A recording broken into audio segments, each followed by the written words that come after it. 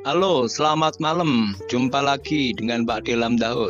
Salam sejahtera buat Anda semua. Semoga diberi kesehatan dan rezeki yang melimpah. Amin. Hari ini hari Minggu jam 6.28 tanggal 12 Mei tahun 2024. Jumpa dalam channel Belajar Saham Sendiri via YouTube. Dan semoga bisa mendapatkan cuan dengan kekuatan doa kita ya. Amin. Video ini dibuat secara real time apa adanya tanpa editing. Jadi jika ada kekurangan, ada masalah kualitas gambar atau suara yang pelan sekali, saya minta maaf. Baiklah, dengan adanya hari libur ya, hari libur yang dimulai hari Kamis ya, Kamis, Jumat, Sabtu, Minggu, 4 hari, cukup panjang hari liburnya. Dan waktu libur yang panjang ini untuk bagi para sahamer, investor saham, bisa digunakan untuk istirahat, dan bagi saya bisa saya gunakan untuk merenungkan diri ya, untuk merenungkan diri, karena langkah-langkah yang telah saya ambil kemarin, saya evaluasi sehingga bisa memperbaiki apa yang salah dalam perilaku saya tentang investasi saham di hari-hari yang lalu. Ya, oh ya, untuk video ini saya buat sambil menunggu siaran MotoGP nih ya. Siaran MotoGP malam ini nanti jam 7. Jam 7 itu ada MotoGP seri Le Mans Prancis, di mana tadi sprint race-nya itu dimenangkan oleh George Martin, nomor 2 Marc Marquez, nomor 3 Maverick Vinales. Terus untuk Francesco Bagnaia itu crash ya. Dan untuk nanti MotoGP dimulai mungkin jam 7. Nah, rame itu. Jadi sebelum saya melihat MotoGP nanti, akan saya gunakan untuk belajar saham. Baik, kita renungkan ya. Saya mau merenungkan bahwa sebenarnya itu investasi saham merupakan salah satu jalan yang sudah benar lah. Jadi untuk memulainya itu tidak masalah dengan modal. Baik itu bisa dilakukan dengan modal yang kecil, bisa 100.000, 500.000, dan bisa 1 juta. Belajar jadi pintar itu harus secara perlahan-lahan, dari hari ke hari, dari minggu ke minggu, dari bulan ke bulan.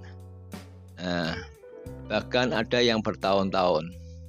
Lama-kelamaan dengan belajar yang sungguh-sungguh dan akan paham dan akhirnya mengerti apa itu investasi saham. Dan selanjutnya di tahun-tahun berikutnya dan akan menemukan terasa pertumbuhannya. Sebagai contoh untuk para investor saham yang sudah berhasil ya, yang dimulai sejak lama, itu ada yang muda ini Sandiaga Uno ya. Nah, Sandiaga Uno sudah triliuner ini. Dia memulainya sudah sejak dari muda. Jadi dia bertahun-tahun sehingga dia menjadi orang yang punya uang banyak dan bisa berkesempatan untuk jadi wakil gubernur. Nah, ini yang penting dia sangat-sangat jadi orang yang berhasil lah. Terus yang muda ini yang muda. Terus yang tua kasih contoh. Nah, ini Pak Lau Keng Hong. Lau Keng Hong itu dimulainya dari berpuluh-puluh tahun ya. Bahkan sampai sahamnya itu ditidurkan 20 tahun. Nah, lebih ya. Terus dia bangun. Nah, setelah dia bangun, dia bisa jadi seorang miliarder. Nah, ini salah satu contoh para sahamer, investor saham yang berhasil. Nah, ini Pak Lau Keng Hong, salah satu dari orang terkaya di Indonesia. Baiklah, biasanya kalau orang bersaham ria itu, nah ini biasanya ini yang dilihat ini. Nah, Yang dilihat ini untuk chart ya, untuk chart ini yang dilihat, dia melihat ini. Nah, karena orang yang biasanya berburu uang ingin cepat kaya, nah, dia mempelajari chart dengan jalan pintas. Dia mengira bahwa chart seperti ini dia akan naik, nantinya akan naik. Nah, tapi itu menurut teorinya ya. Tapi mungkin akan naik, tapi mungkin juga akan turun. Teori para scalper kan gini, trader itu gini. Terus lain lagi untuk para big money investor dan apalah namanya bandar itu dia juga mengerti tentang chart ini dan lebih paham bagaimana cara menurunkannya. Makanya akan terjadi suatu kontradiksi di mana para scalper pengen cari untung. Nah, di situ si bandar bagaimana si bandar atau big money itu mencari untung. Nah, saling berlomba-lomba mencari untung. Nah, apa yang terjadi jika ada chart seperti ini? Para scalper udah pasang. Ini udah nunggu dan pasang. Tapi apa yang terjadi selanjutnya? Nah, ini coba lihat. Iya, ini dia turun. Nah, inilah kalau melihat chart ini bisa kejebak seperti itu. Bandar, big money, investor itu kapitalis, dia tahu, sudah mempelajari seperti ini. Jadi jangan istilah anggap remeh mereka lah. Nah, jadi harus hati-hati, saya pesan untuk diri saya ini. Makanya saya selalu melihat bahwa investasi yang benar itu ya long term investing. Long term investing itu memang kesabaran ya. Kesabaran yang dibutuhkan. Kalau kita sabar itu tentunya akan mendapatkan keuntungan. Gitu. Nah, kita lihat aja di chart ya secara bodoh-bodohan ya. Gampang-gampangan. Saya lihat di chart secara gampang-gampangan. Untuk saham BBRI aja coba kita lihat di saham BBRI.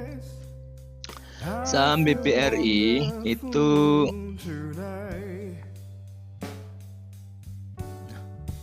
coba bentar.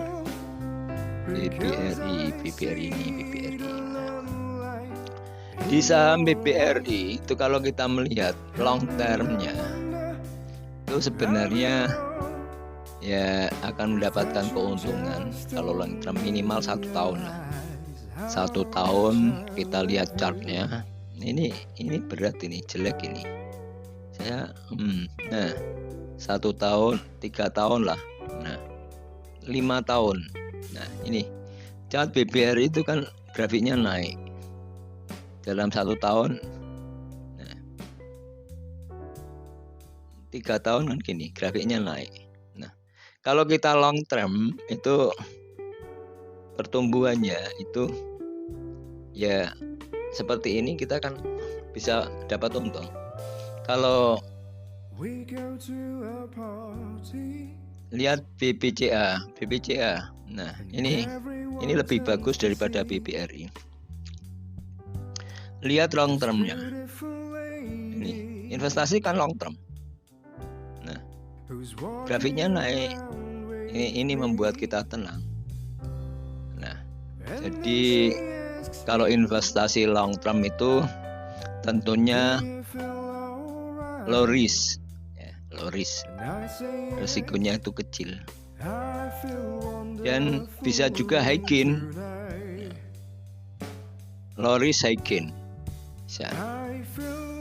Terus middle term investing kalau saya anggap seperti itu. Dia hanya mencari keuntungan di momen-momen tertentu. Taruhlah ini harga tertinggi di sini ya 7.090. Waktu dia ngambil di sini bulan September, jualnya bulan tertinggi di Januari. Nah September, Oktober, November, Desember, Januari 4 bulan sudah untung ribuan. Nah, terus dia kembali diem, cari lagi waktu harga murah. Harga murah itu maksudnya bisa di emiten yang lain. Nah, cari yang harga murah di emiten yang lain di harga terendah. Misalkan ini kasih contoh. kasih contoh tadi BBRI. Nah, bisa cari di, nah ini dia beli di waktu ini Maret 6.050, terus dia jual di Maret 13 6.400, terus dia biarkan lagi, beli lagi sewaktu dia turun, jual di harga tertinggi. Itulah secara terus menerus. Kalau dikira sudah mentok turun terus, cari di emiten lain, dan begitu seterusnya, mencari momen-momen tertentu untuk mendapat keuntungan. Ini bisa membutuhkan waktu 1 bulan 2 bulan, dan bisa membutuhkan waktu yang cepat juga, mingguan atau harian atau swing. Itu low risk juga ya, setengah, middle risk, middle gain. Ada yang ketiga itu scalper, day trend. Nah, day trend itu saya kira high risk dan gainnya tidak terlalu high tapi low gain. Nah, maaf, low gain. Ini para scalper atau para trading day. Jadi risikonya sangat besar. Biasanya mereka itu gini. Mereka ini melihat chart seperti ini. Nah, kalau melihat chart seperti ini dianggap chart ini bagus untuk nanti akan naik.